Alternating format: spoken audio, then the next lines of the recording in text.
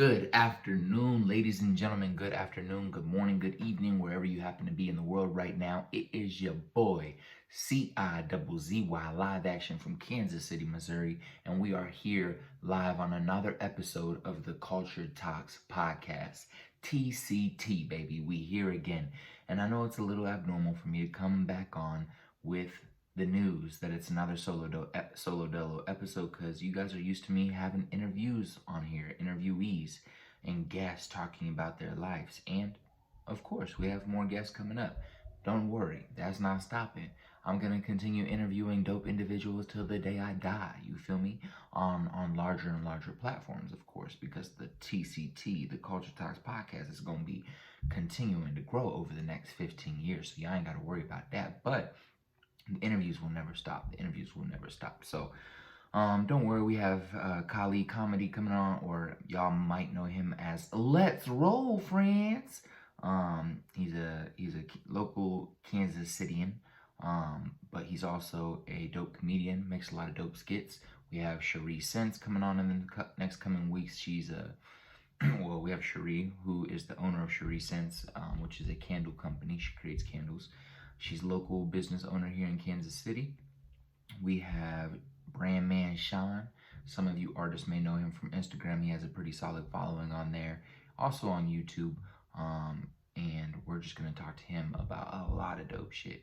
Obviously, we're going to talk about his, origins, his origin story. But we definitely going to dive into some topics that will help some of you artists, some of you creators, some of you content producers out there that are interested in learning a little bit more about what he thinks about everything I just mentioned. So we have him coming on in sometime in December. So don't worry, we have more guests coming on. But as of right now, we're going to be doing quite a few solo dolo episodes. This is going to be solo dolo episode number 2. Obviously, the first few episodes of the Culture Talks podcast did have just me on there, but we haven't done that in over like almost a year. So yeah, we're here back again with another solo dolo episode, and today we're going to be talking about failure. We're going to be talking about losses. We're going to be talking about failures, losses, and the marathon, as Nipsey Hussle would say.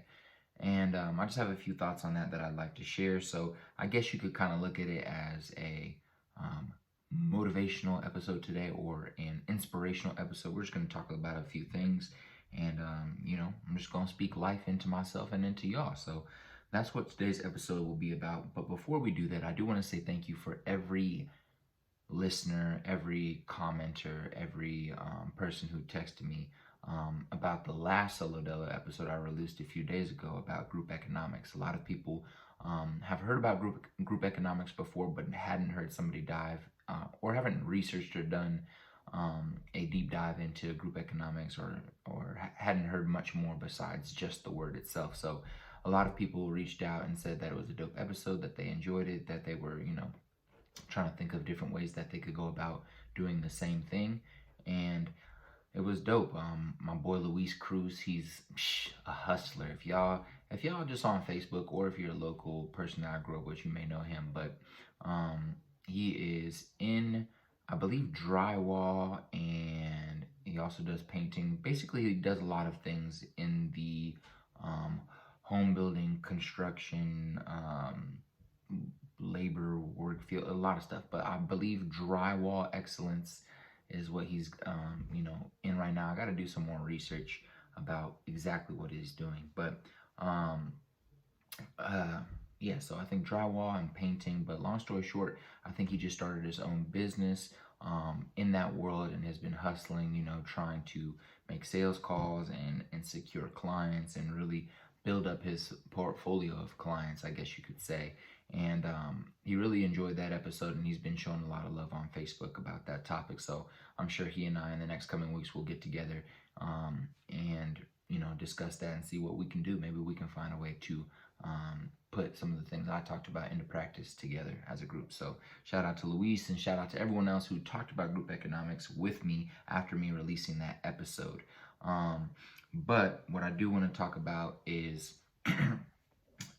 a few more things on the topic of group economics before we jump into the full episode that we have here today. So before we do that, let's run it back to...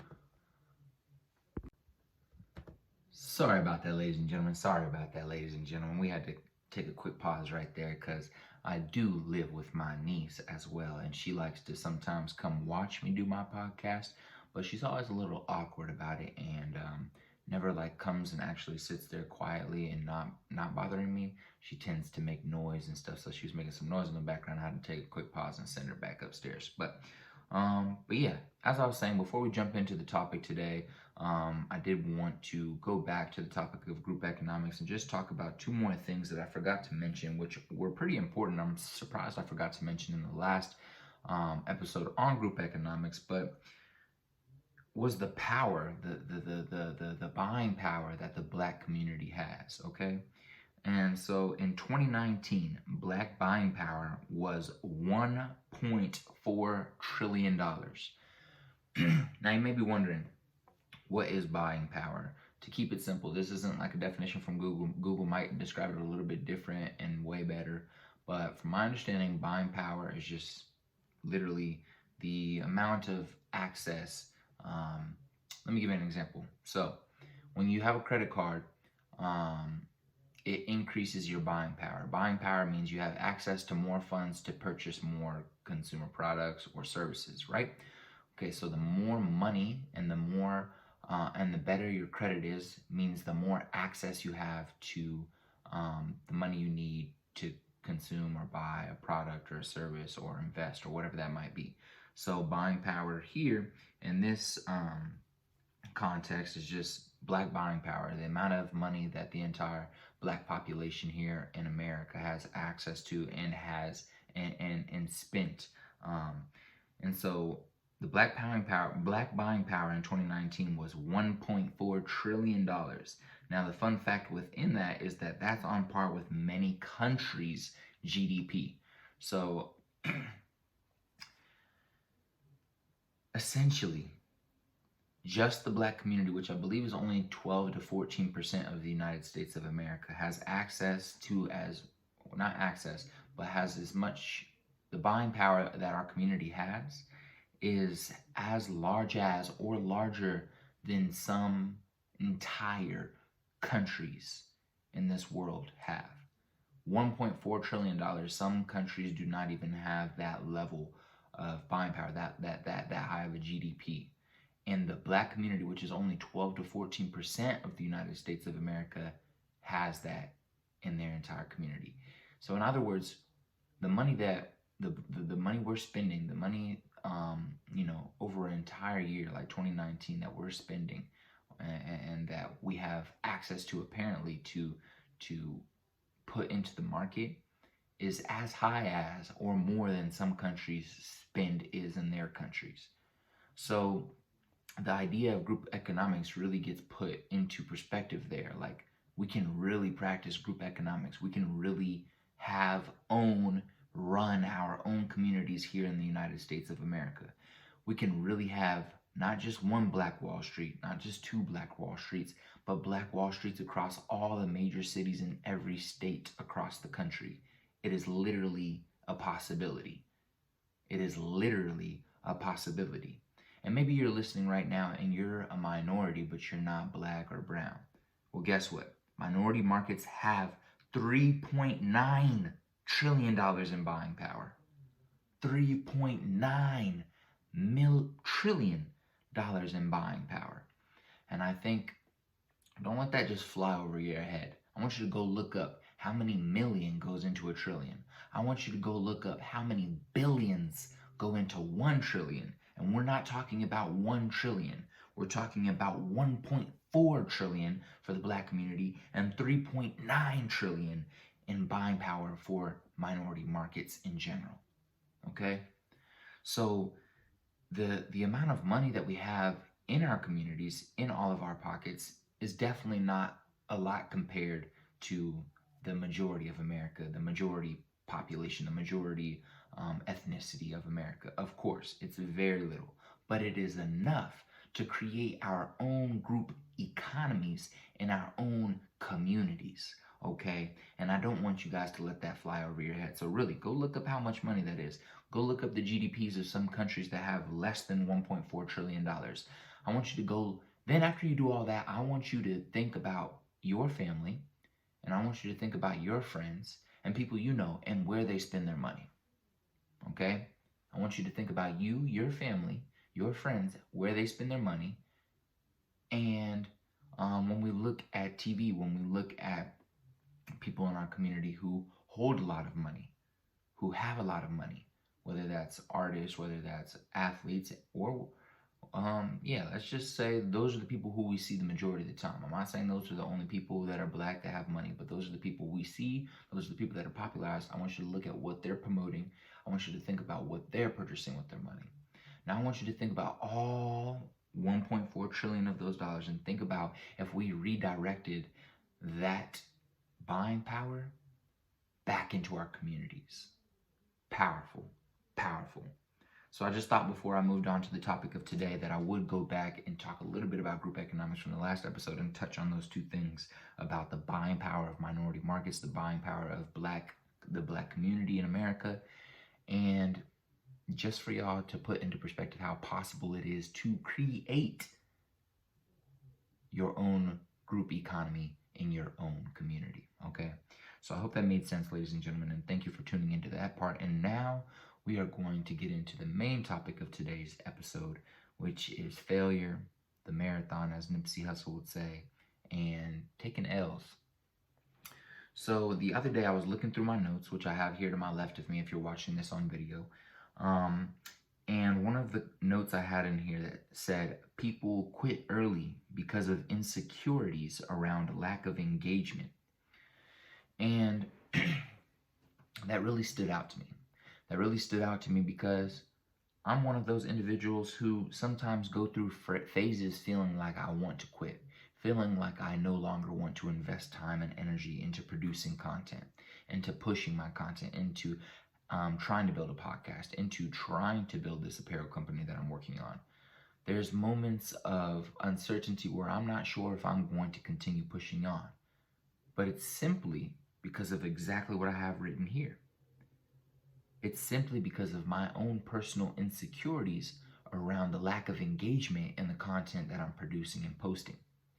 So let me give you guys an idea of what my podcast is looking like right now. I have been, and this is like personal information to me, again, because it's an insecurity. I post my podcast so much. I share it with all my friends. I've been doing it consistently for about a year now. And people think that just because I've connected with all these people, because I post all these episodes, that my podcast must be popping and I must have hundreds of thousands of listeners and I must be making crazy money off of ads or something. No, not at all. So over the entire year, over 40 plus interviews, over 50 to 60, probably more, I'm going to say 60 to 80 hours of content through all my podcasts, I still only have an estimated audience of 25 consistent listeners. I have a total on all of those episodes of 2,100 plays, and the current balance in my ad wallet is only $9. Okay? Now, I want to put that into perspective. I've been doing this podcast consistently for a year. I post on my Instagram page. I post on my stories. I use my personal page to promote my episodes. Sometimes I send them off to as many followers as I can. I send the links off to families and friends. Sometimes I ask my listeners, my guests to share with their community. And even through all of that, I still haven't surpassed 2,100 total plays. I still haven't surpassed, I think, at one point I had upwards of 35 estimated listeners, and that changes week to week depending on how popular each episode is. But I still haven't gotten to 60 monthly estimated listeners. And my ad wallet still hasn't hit $10. And this is a year of what I'd say relatively consistent production of podcast content. And throughout that year, I feel like I've wanted to quit so many times. I've wanted to stop doing the podcast so many times. I thought I was wasting my time so many times. But that's because of a whack insecurity around the lack of engagement that I'm getting. And if we want to really break it down, that comes back to ourselves. If we want to increase our engagement, sorry guys, I have an itchy throat today, but if we really want to increase our engagement, we have to get better at marketing. We have to produce better content. We have to produce better quality content. We have to have better conversations. We have to have better guests. And of course, my guests that are coming on are dope. And they continue to get better. They continue to get more vibey. The episodes continue to get better little by little. The content I post has developed over time. How I post, how I promote, how I market has developed. But it needs to consistently get better in order for that engagement to pick up. But the funny thing about the internet is also something my notes here is that it's a net game. So if you're getting 17 likes and 15 dislikes, this is something that Gary Vaynerchuk said, you're not negative 17. You're not, if you're getting 17 likes and 15 dislikes, you're not negative 15. You're plus 2. It's a net game in this content production era. It's a net game in business. And once you enter business, once you enter this content production world, you are subject to the judgment, to the opinions of your potential consumers. So if you put a product out there into the world, or if you give a service, or if you create content, you now are subject to the judgment and opinions of others. They can say they think your service is trash. They can say they think your podcast is trash. But you'll also have individuals who think it's amazing. You'll have individuals that it changed their life. And you have to be comfortable with focusing on the positive, letting the negative motivate you, and also being able to pick and choose when a negative comment or a perceived negative comment is actually just constructive criticism, and that you can take something that they say and utilize that to grow. Okay, so I think it's important to touch on, because I know so many people who have started things and they haven't finished them. So many people who have started something, but they haven't finished it. They've started a podcast, but they quit so early because they weren't getting any followers on their Instagram podcast page. They've started an apparel company, but because they didn't sell out the first try, they gave up entirely. They started a personal training business or company, but just because it failed and the business sold out and they went into debt, they never decided to go back in, even though they love it and they know that that's for them. I know people who have started so many companies, have started posting so much content, but then just halted completely and gave up because of their insecurities and fear around the lack of engagement, the lack of positive feedback, the lack of eyes on what they're producing. And this is where we've gone wrong, man. This is where we've gone wrong as a generation, I think, personally. But, old people feel like this too. But definitely in our generation, we do not like delayed feedback.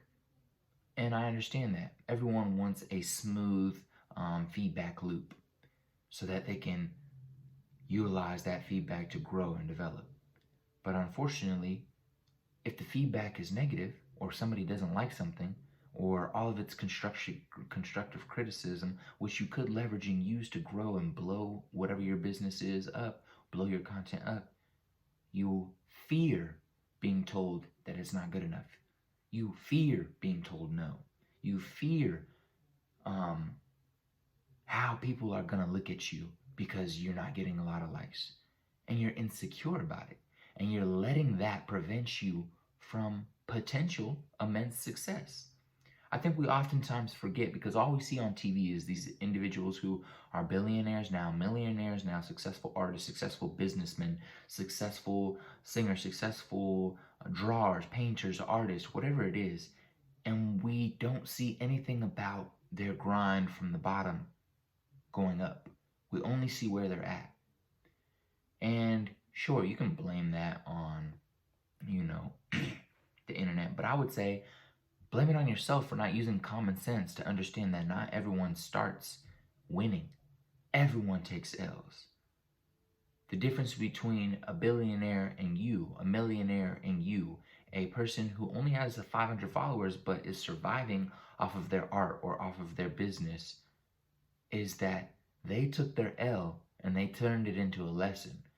You took your L and turned it into a reason for you to quit, a reason for you not to try anymore. And we need to change that mindset because everyone takes L's. Everyone has to go through a learning curve. Every single person has to go over bumps along the pathway to success in whatever they are doing.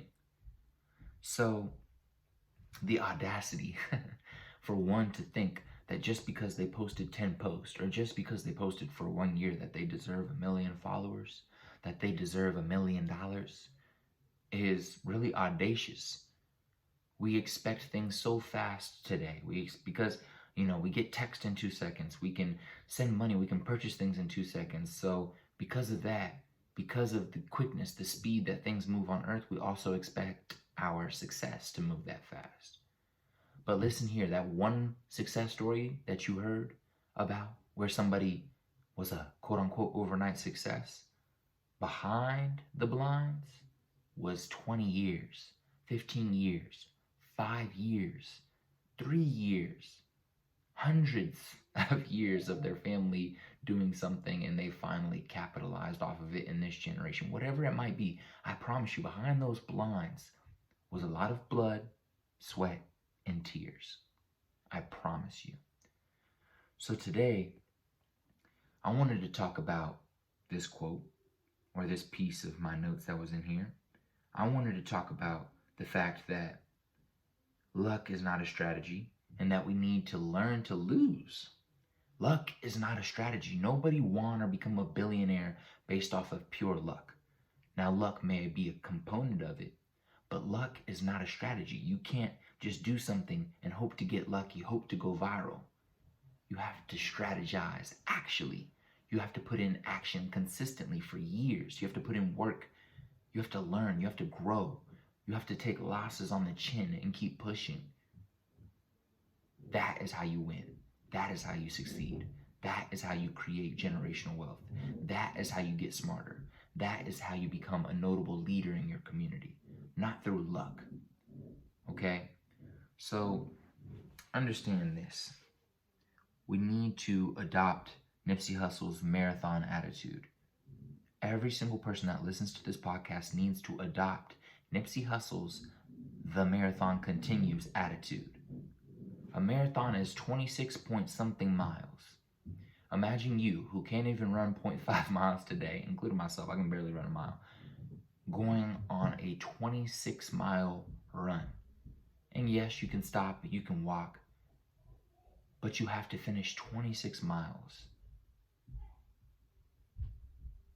At points during that marathon, you're going to be fatigued.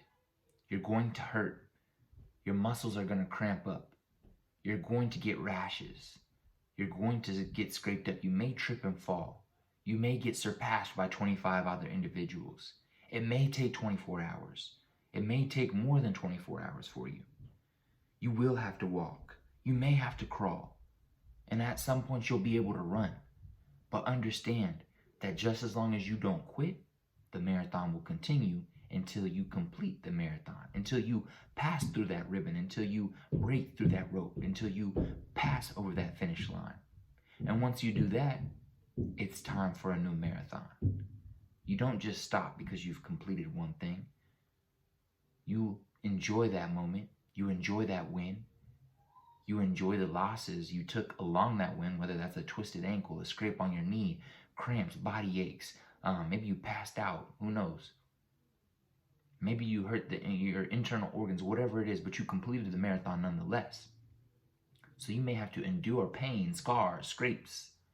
But just as long as you don't quit, you will finish that marathon. And Nipsey Hussle also says the only distinguishing factor between him and anybody else is that he just didn't quit.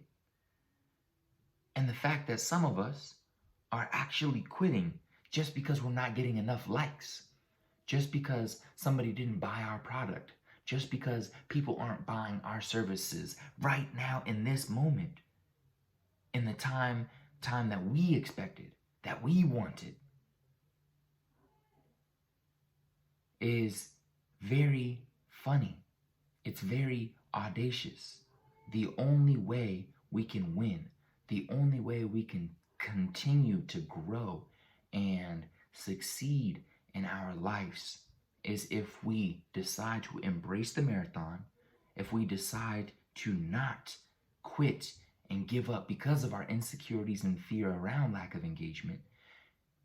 These are the only ways we can win. So today, on this podcast, I beg of you to not only stop giving a shit about likes, comments, and engagement on your social medias, but to stop expecting things to work within your time limit. Because that's not how life works. Things happen when they happen, but they don't happen because of luck. Things happen when they happen, but when these things happen, they need to happen because it was accompanied with hard work, with dedication, with willpower, and with the determination to win. So, with that being said, don't quit, don't give up. Luck is not a strategy. Move with an actual strategy. Plan out your goals. Plan out how you're going to reach these goals. And before you start on this journey, commit to never, ever, ever quitting. And with that being said, ladies and gentlemen, thank you for listening to another mini podcast, Solo Dolo, with your boy, CIZZY, Collis Stutzer. Make sure you leave a like, comment, a 5-star review on Apple Podcast and Spotify, as that is the only way we can grow. Thank you again. Enjoy your day. I love y'all. Salud.